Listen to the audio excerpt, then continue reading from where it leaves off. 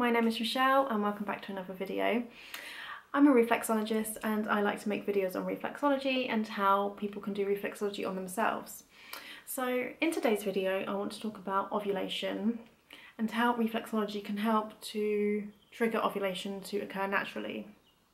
Now, if you're trying to get pregnant and you don't ovulate, that makes it very difficult to get pregnant. Ovulation is when an egg is released from the ovary and travels down the fallopian tube, and that's when pregnancy can occur. A potential pregnancy can occur.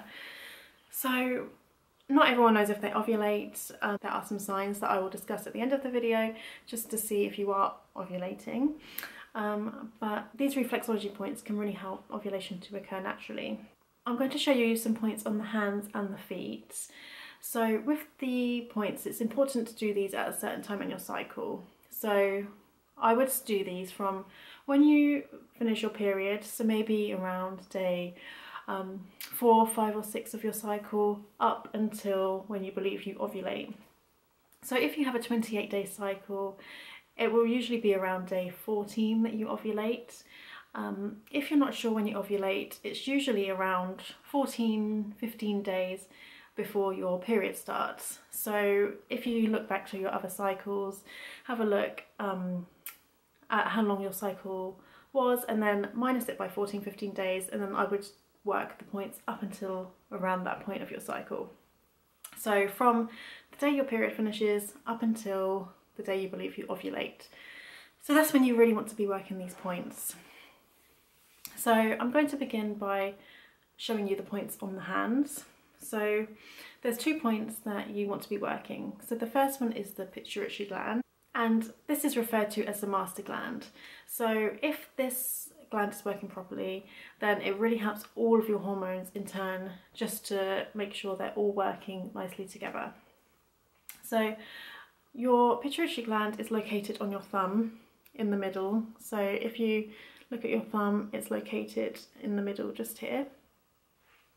So what you want to do is just, you can use your other thumb and just stimulate this.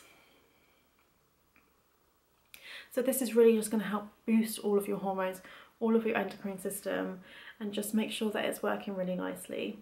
So you want to be doing this for a few minutes at a time, a few times a day. So that's your pituitary gland on your thumb. It's also located on your other thumb as well. So you want to make sure that you are working both sides. And then you have your ovary reflex. So your ovary is located on your wrist. So if you look at your wrist, you've got 2 dips, one here and one here. You want to be working the one on the outside. So where your little finger is, go down and then you'll find a dip. And this is where your ovary reflex is located. So again, you want to just be stimulating this for a few minutes a day, a few times a day. And again, as before, on both hands. So on this side, little finger, go down into the dip. And that is your ovary reflex just here. Now, not only do you want to just stimulate those 2 points, a really good thing to do is stimulate them at the same time. So by working the pituitary and the ovary reflex, it just helps them work well together, almost helps them talk to each other in a way. So the pituitary gland is going to help the ovaries to grow follicles and release an egg. So if you're working the pituitary and the ovary at the same time, it's really beneficial. So what I do is I will get one of my other fingers and place it on my thumb where the pituitary gland is that I showed you before, and then get my other thumb, go to the ovary reflex, and then work them at exactly the same time. So you just want to be stimulating them in a clockwise direction. And again, you want to be doing this several times a day. And then you've got your other hand, so get one of your fingers, place it on the pituitary gland, and get your other thumb where your ovaries is, and just stimulate again clockwise direction a few times a day for a few minutes at a time.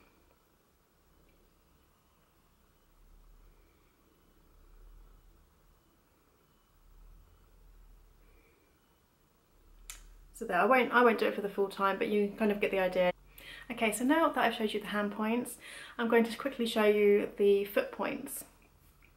Now the foot points are a little bit harder to access because you have to go down to your feet and work the points. The hand points are much easier to work with. However, I do believe that if you work both, it is more effective. So if you really want to help stimulate that pituitary gland and your ovaries and really help to trigger ovulation naturally, I would suggest doing both if you can. I would work the hand points more, but then in the evening, if you're watching TV and you've got some time, you can just work those points on your feet as well. So I will show you those points on the feet now. Okay, so now I'm going to show you the points on the feet. So the first point is the same as the one on the thumb. So except it's on the big toe. So you want to be pressing in the middle of the big toe. If you're not really sure where, if you just do the whole area, then you know you'll definitely get it. You just want to be doing it in a clockwise direction with a medium kind of pressure, and just keep stimulating it for a few minutes. Now the next point is the ovary point. So the ovary point is located on your ankle. So again, just work the whole area and you will get it. And exactly the same on the other foot. So you want to get your big toe, simulate that. And then the ovary point is located on the outside. Now you can do these two separately, unlike the ones on the hands where I said to do them together. Just do these separately because it's quite hard to kind of reach and get to do them both. So these ones just work separately. So those are the points on your feet. Okay, so those are the foot points.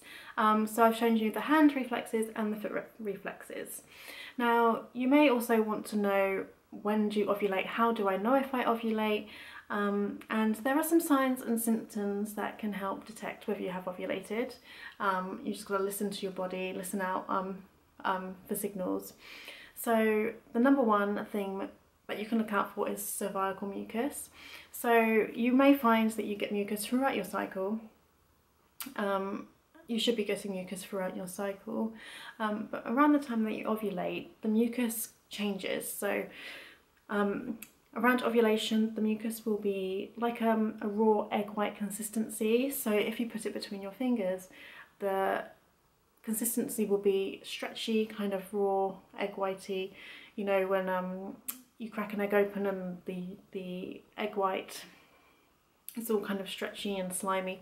It's kind of a little bit like that. So have a look out for that. Around the time that you think you ovulate, you will start seeing cervical mucus like that. So that's probably the number one kind of sign to look out for, just to see when you're ovulating. So that's number one. Number two is you can track your body temperature. So you can get a basal body thermometer and track your temperature. And around ovulation, you will find a peak in your temperature. So you're on a graph, your temperature will go up, and this is around the time that you ovulate too. Some people find that they get a slight twinge or a slight cramp around the time of ovulation in your lower abdomen, around where your ovaries are located. So not everyone gets this, and you do kind of have to be aware, look out for it. You may feel a slight twinge or cramp, and that can just be a sign that the egg is releasing. Therefore, that is the time of your ovulation. And lastly, you can use the ovulation predictor kits. So the sticks that you wee on, and it can come back with a positive line that you're ovulating. Now these are good to use, however I wouldn't rely on them because sometimes you can miss that small window of time when you ovulate. So it could have been maybe in the evening that you ovulated, you're testing in the morning, therefore you're missing that peak and you may think you haven't ovulated when you have in fact you have. So they're good to use, but I wouldn't rely on these as a way of tracking whether you've ovulated or not. But a combination of all the things that I've just said are a good indicator of whether you've ovulated or not.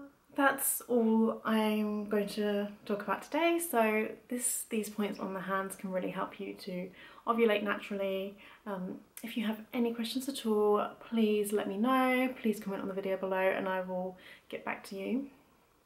And as always, please subscribe to my channel just to see more reflexology videos like this if you're interested. And I will see you next time. Thank you very much. Thanks for listening. See you later.